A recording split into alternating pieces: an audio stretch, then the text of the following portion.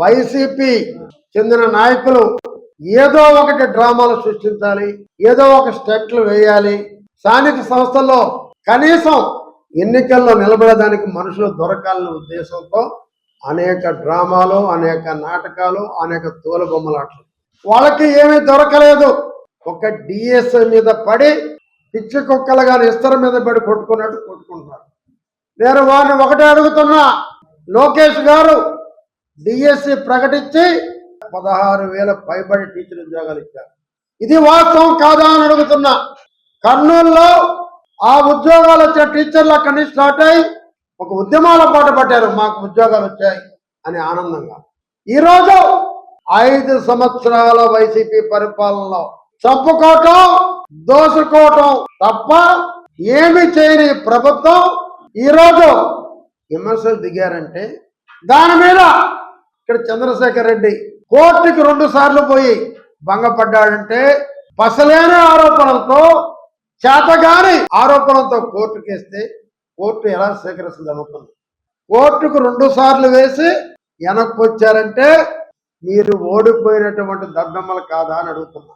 లోకేష్ గారు ఛాలెంజ్ చేస్తున్నారు, జగన్మోహన్ రెడ్డి గారు మీకు దమ్ముంటే చర్చకి రండి, దాని మీద మాట్లాడతాం. మీరు ఎన్ని ఉద్యోగాలు ఇచ్చారు, ఎన్ని పరిశ్రమలు తెచ్చారు మాట్లాడదాం. రమ్మంటే మాట్లాడరు. పనికి మాలిన ఉద్యమాలు, పసలేని నిరాహార దీక్షలు. ఉద్యమాలు చేత కాకుంటే మా దగ్గర మేము నేర్పిస్తాం ఎలా ఉద్యమాలు చేయాలి. కాకాణి గారు అరెస్టులు, కేసులు నేర్పించింది ఎవరు? మీరు. పోలీసుని అడ్డంగా పెట్టుకొని ఈ రాష్ట్రాన్ని పరిపాలించింది ఎవరు? మీరు.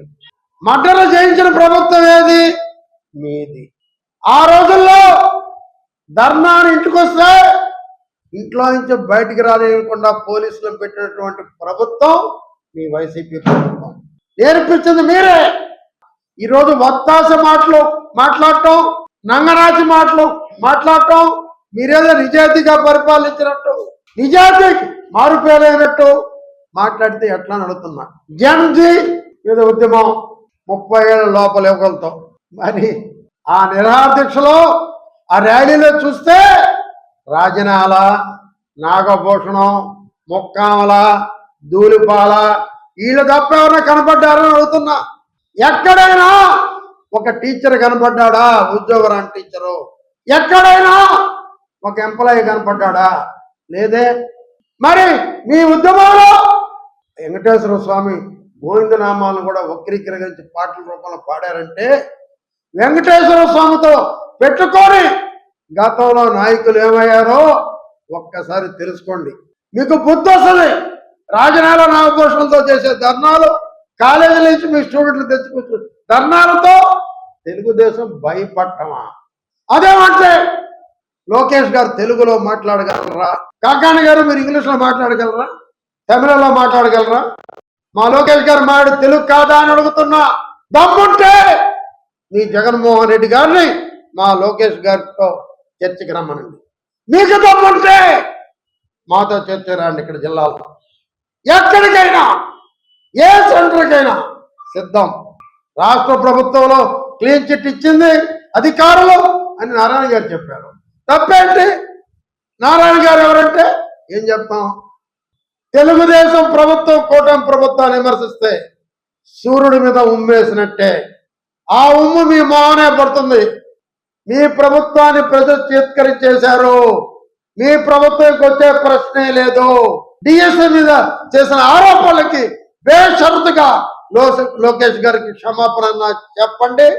దమ్ముంటే మీ జగన్ని లోకేష్కి చర్చకి రమ్మనండి. అక్కడ దమ్ము లేకుంటే నెల్లూరులో మాతో చర్చకి రమ్మని సవాల్ విసురుతున్నాం. మొట్టమొదటిసారిగా మన నెల్లూరు జిల్లాలో క్యాన్సర్ సంబంధిత సంపూర్ణ వైద్య సేవలు ఇప్పుడు మన మెడికవర్ హాస్పిటల్ నందు అందుబాటులో.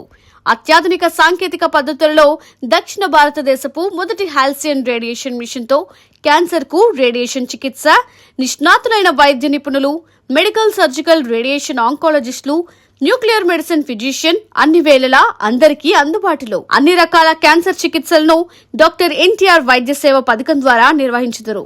మరిన్ని వివరాలకు 08613500351 ను సంప్రదించండి.